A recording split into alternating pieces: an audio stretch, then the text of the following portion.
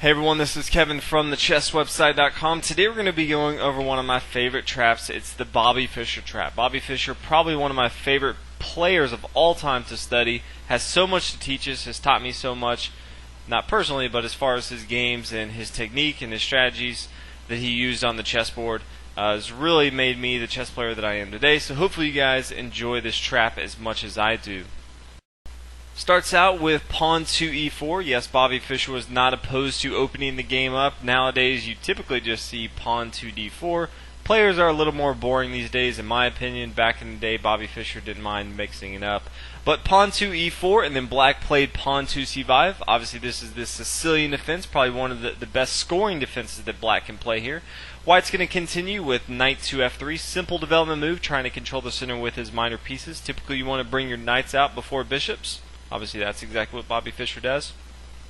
Then black's going to play knight to c6. Again, simple development move. At the same time, this is the accelerated dragon. For anyone that's too familiar with all the different variations of the Sicilian, this is getting ready for the accelerated dragon. From here, Bobby Fischer plays d4.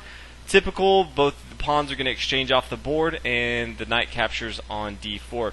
Now from here, black continues with the accelerated dragon, and the pawn's going to come to g6. And the typical dragon, the pawn first comes to d6, and then later on it comes to d5. But in the accelerated dragon, the pawn first comes to g6, the bishop is fianchettoed on the king side, and then later on black will look to thrust forward with a pawn to d5, trying to save himself that extra move. So if anyone's sitting there not too familiar with the accelerated dragon, that's kind of the quick version of how it differs from the regular dragon in the Sicilian defense. But from here, white's going to play knight to c3. Again, simple development move, trying to control the center of the board.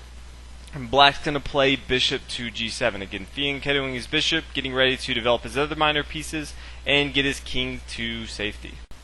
Play continues with bishop to e3. Again, simple development move from white here, getting his minor pieces involved into the game. Both the knights are out, so the bishops can start to come out as well. Now the knight's going to come out to f6 for black. Again, simple development move. At the same time, getting ready to castle on the king side. From white, the bishop's now going to come to c4. Again, the light square bishop is a little bit more powerful at the beginning of the game because it can attack this f7 square, which is a huge weakness for black early on into the game. From here, black's going to castle on the king side. Again, king side safety is a huge factor early on into the game. And then Bobby Fischer plays bishop to b3. Now, if anyone's really studied Bobby Fischer a lot, Bobby Fischer absolutely loves this move. He really loves to bring his bishop to the b3 square and just eye down on this f7 square the entire game and just put tons and tons of pressure on his opponents. Personally, I've started to try to do this more and more and just find that it's really hard for your opponent. Anytime you can have more than one weakness for your opponent, it's really hard for them to kind of play against all those. And so Bobby Fischer just likes to hang out with his bishop on b3 and just completely eye down on this f7 square the entire game. So that's kind of what he does. This is a typical move. Nothing crazy, out of the ordinary, but at the same time, this sets up a trap. And the trap is simple.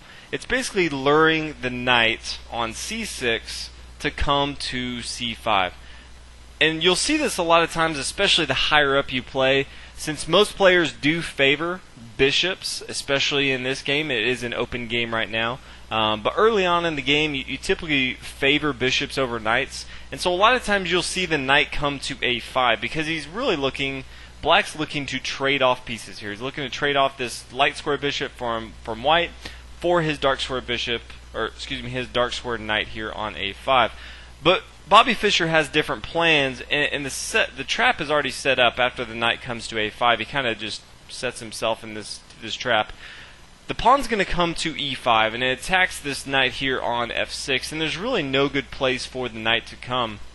The best move would actually be if the knight comes and captures on b3, then the exchange could look something like this. The pawn's going to take here on f6, the knight can come down and capture on a1. Again, we're just taking as much material as possible. The pawn's now going to come to g7. The knight is already trapped, so he may as well take as much material as he can. He takes on c2, the pawn, and then the knight captured and the pawn is captured. Now keep in mind, white probably has a better game in this situation. It's kind of tough to tell, but as far as development, obviously he's dominating black in this regard. The dark square bishops, or excuse me, the light square bishop for black's not doing anything. All the pawns pretty much not moved, and white pretty much has all his pieces developed. So he does have a little advantage here, but it's very hard for black to play this in this position. Even if he does, it's still going to be good for white, but instead he really has to find a square for his knight. So let's look at his options. Obviously, if he brings his knight to h5, this is probably one of the most passive squares on the board. Knights on the A and the H file typically is not where you want to put them. If you've ever heard the saying, knights on the rim are dim, that's kind of really not what you want here. At the same time, if white really wanted to, he could bring his pawn here to g4, and he's pretty much going to win this knight here. Obviously, this knight cannot come to g4. The queen is attacking it here from d1. At the same time, if he brings it to d5, it is going to be captured right away by this knight here on c3. So, logical move is to bring the knight back to e8. You'll see this a lot of times in a lot of different openings from black. Obviously, once you bring your knight out, you castle on the king side, and then you go ahead and bring your knight back to e8. Again, a lot of times black in these scenarios, as far as the accelerated dragon and the dragon, you like to kind of stay back and then attack later on, kind of see what your opponent's going to do. But as we can see here, e8 is actually going to be a very big mistake here, because white has a nice little sacrifice with bishop to f7. And this is just devastating for black for a couple reasons. First of all, let's say he captures with his king here, which probably is the worst move, but at the same time, I mean, there's really no great move. From here, white can play knight to e6, and this is a devastating move because this queen here on d8 is going to be captured. Obviously, we can already see now why this trap is so good. At the same time, not only is this queen going to be captured, but this king is no longer defended. He no longer has this pawn here on f7. Anytime your king is being ketoed with the bishop here on g7, if you lose a pawn, it just becomes that much weaker. So anytime you're being ketoing your bishop, you always want to make sure that you have all your pawns. In this case, since he's already lost one pawn and his king's out, that's just not safe at all. So in this case, as we can see, even if he does capture right here, then the queen can come in and capture on d8. Now also keep in mind, he could capture with his rook, which is probably the best move if he does have an option here, because again, he doesn't really want to expose his king if he doesn't have to right away. But from here, the same thing. The knight can come to e6. This queen here is going to be lost. As we can see, he can't come to c7, he'll be captured by the knight, and he can't come to b6, he'll be captured by the bishop. Best move really, he can come to c7 if he wants to, and then after the knight captures, then the knight can recapture here, and white's going to be up a ton of material. But again, there's really no good moves because he has fallen into a trap. So always keep this in mind.